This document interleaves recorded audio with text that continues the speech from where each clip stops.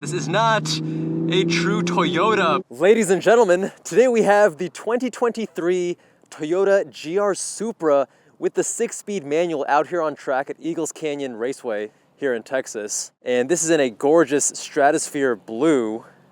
What a looker. Now, if you guys haven't already, make sure you check out the Canyon carving reviews. We did a comparison between this, the M2, and the Cayman, which you can check out up here. And we've also done a dedicated street drive on this car already, but the question today is, how does she handle on track? Let's find out. One thing to keep in mind is that this is pretty low, so getting in, my helmet keeps hitting. You gotta really crouch down. But once you get inside, it's a nice cozy cockpit. You feel cocooned. We're gonna put this into sport mode and traction control off. There we go. All right.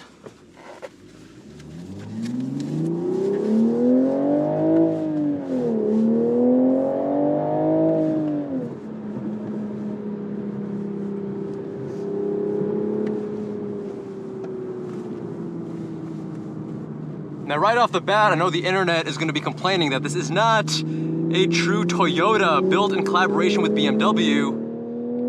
But the beautiful thing is that you're getting the best of both worlds. You have BMW's fantastic B58 inline 6 turbocharged engine pushing out 382 horsepower, 368 pound-feet of torque, and the car in this manual configuration only weighs 3,342 pounds. So you have quite a favorable power-to-weight ratio, and this thing is hauling some serious ass, boys. Beautiful sound as well. But what all you guys want to know is this manual transmission, how does it compare? Is it just another rubbery BMW transmission or not? And I'm happy to say, definitely not. Toyota has tuned it. It is a ZF. It's the same ZF that's used in many other BMW models, but Toyota has actually tuned and changed some of the internal mechanisms so the feeling is far less rubbery and vague than a regular BMW.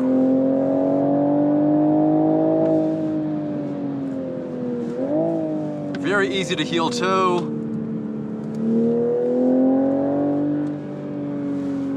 Beautiful pedal placement. All the inputs are very dialed in. If I were to critique it, I'd say it doesn't give us much steering feedback as its sibling, the GR86.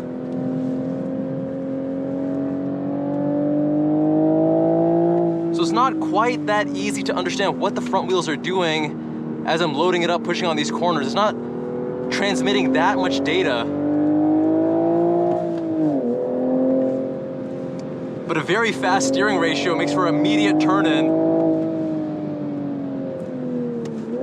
The car feels very, very nimble, very sharp. And part of that is because the wheelbase is so short. A Mazda Miata is around 91 inches, a GR86 is around 101 inches, and the GR Supra is around 97 inches. The overall dimensions are longer than the GR86 and BRZ, but the wheelbase is shorter by a few inches.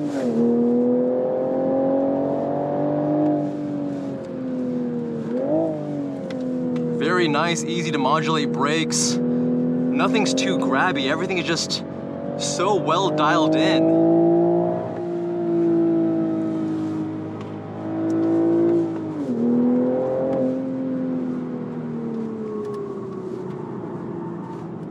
Coming a little bit hot, but easy to adjust for that.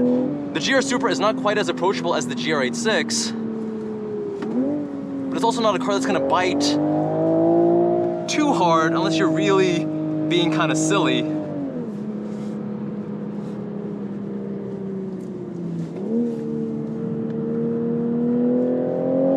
The seats are nice and well bolstered, not sliding around too much.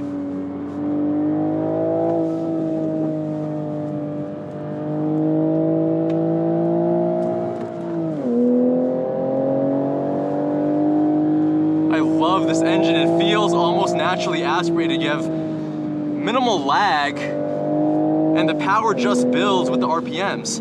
You don't have that classical kind of roll off of power with this turbo.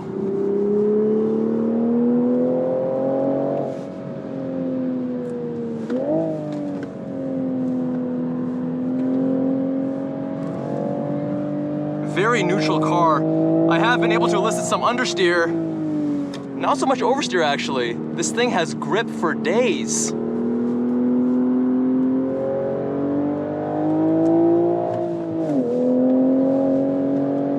Oh God, the steering response is just so immediate. That front end is it's not darty, but it points wherever you want it to. It reads your mind. I love that.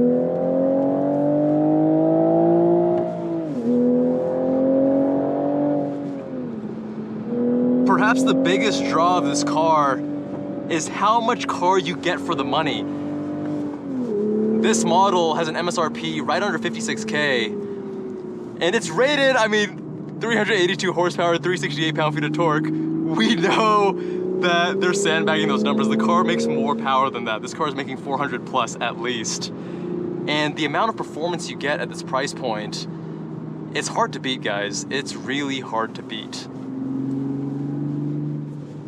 You're getting nicer interior quality and materials compared to something like the GR86. It feels a little bit more serious, a little bit more GT in a way as well, compared to that GR86, which is lighter and more tossable. That car is 500 pounds lighter than this, but obviously is making far less power.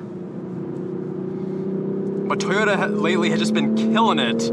GR Corolla, GR Supra, GR86. As an enthusiast, you really have, you can't go wrong.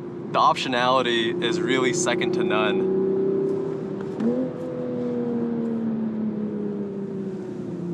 Now, when I was driving the GR Supra on street and we were talking about the transmission, I said that it's hard to kind of choose between the three siblings which one is the best, because the Corolla has slightly longer throws, but it's nice and notchy. GR86 is the one that I'm the most used to. This one feels very polished, feels very slick when you're getting into gear. And if you're pushing it on track, this is very much what you want in a manual transmission. You're not getting caught up, you're not misshifting, you're not getting confused getting into gate. It feels very natural. You essentially have the harmony and balance and congruence of all the inputs, and they don't really demand your attention because they're sticking out like a sore thumb.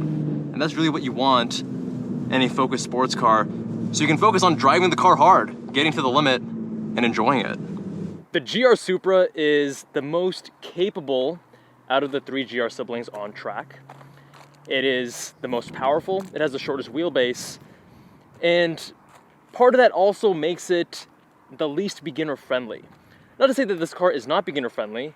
I would say it's maybe more intermediate, whereas the GR86 and especially the GR Corolla actually are much more approachable to drive at the limit. Now, this car is very well dialed in. The turn-in and the steering response is great, even though the feedback is a little bit lacking. The power delivery is extremely linear. It behaves almost like a naturally aspirated engine with minimal turbo lag and continues to build throughout the rev range all the way up to redline. The inputs are all very well balanced and dialed in. They're all congruent. Overall, the car it's very much accomplished what it set out to do. To be a purpose-built sports car that's higher end than the GR86, a little bit more GT in its nature. Now, there are some things you have to keep in mind, right? The manual is, of course, the more engaging and the enthusiast choice when it comes to speccing out your Supra. The cool thing is that it's not going to charge you a premium. Well, actually, you need to get the premium trim, but you can get either the manual or the automatic transmission. Both are the same cost in that sense. You can also get the A91 Special Edition. It has some special hazel, leather trim and things like that. That's $58,800. Those are going to be a lot harder to find. The styling is very polarizing because we have a lot of fake vents, and despite what they say, these you can't make them functional. There's nothing behind here that you can cool, right? You're not going to duct this to your brakes. Same thing here. Underneath here, actually, let me just show you. Two pulls, just like with BMWs. So right here underneath, you're looking at this area right here. You're not cooling anything. So the styling has been polarizing in part because of that. But if you can get around that, also a few other little things like the poor visibility, and this is just so low that when you're wearing a helmet, it becomes even more challenging to get in. So much so that when I first got in, I had to bend down so low that I got a cramp in my abdominal muscles just to get in. I had to step back out and do some stretches. It's a little bit cavernous in here, right? It's a little bit, it feels like you're cocooned. The visibility is not the best, but I think that's something you can totally adjust to. Out of the GR siblings, this is of course the most premium interior. It very much feels the price of being in the mid-50s, carbon fiber, nice leathers, nice materials overall. Of course, a very BMW design, but that's not necessarily a bad thing. But what do you guys think? Between GR Supra, GR86, and GR Corolla, which one would you choose? Keep in mind that this is $56K. The GR Corolla, depending on the trim, is gonna be between 36 to 50K, and the GR86 is gonna be between 28 to 32K. Is this worth the price premium? Let me know with a comment down below. Much love, my friends. Subscribe if you haven't already, and I'll see you guys in that next one.